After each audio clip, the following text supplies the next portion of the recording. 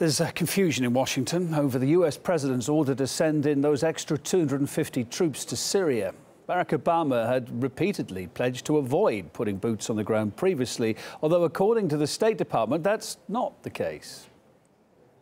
And there was never this, there was never this no boots on the ground. I don't know where this keeps coming from. I will not put American boots on the ground in Syria. We should not be drawn once more into a long and costly ground war. It will not involve American combat troops fighting on foreign soil.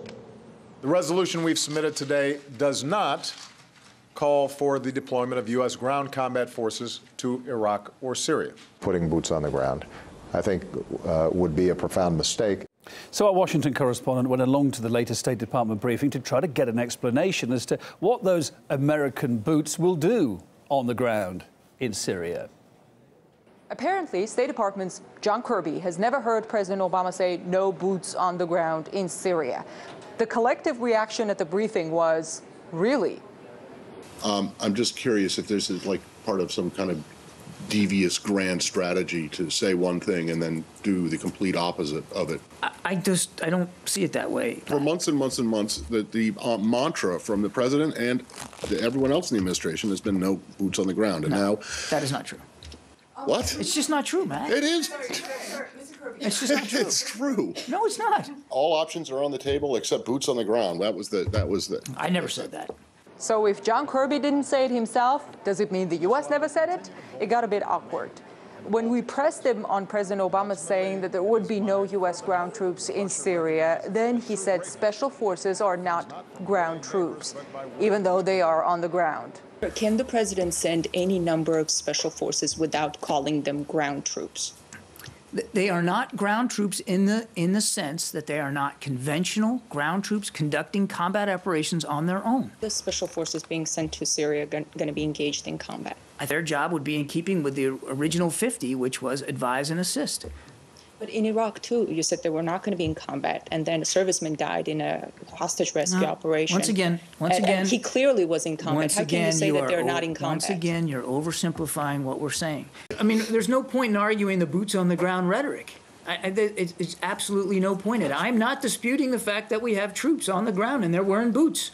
It would actually be nice to get some simple answers, but we didn't. We learned that there are different kinds of boots on the ground, that there are different kinds of combat that they can be engaged in, although previously we heard President Obama say U.S. troops would not be there in combat role. When Mr. Kirby said what the Obama administration rules out is a large-scale ground operation, I asked how many troops a large-scale ground operation would involve. And he said he would not put a number to that definition. The way many people see it when they hear these confusing statements is that the Obama administration does not want to admit that it changed its strategy in Syria. Our Washington correspondent, former Pentagon official Michael Mluvčí says the State Department simply refuses to call a spade a spade. Kirby is a former military guy, so he's going to try and make a distinction between actual combat troops of 20, 30,000 as opposed to special forces. You talk to the special forces guys, they are taking fire. They are boots on the ground. They are in a combat mode.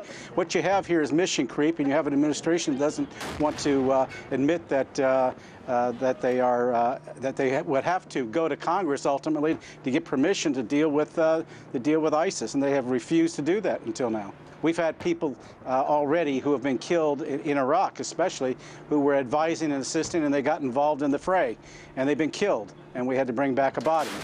So they do engage in combat. They are armed, and the mission potentially is to train. But the question is, who are you going to train? This is really undefined. I think the administration needs to come very clean on just precisely what they mean by boots on the ground and who they're going to assist.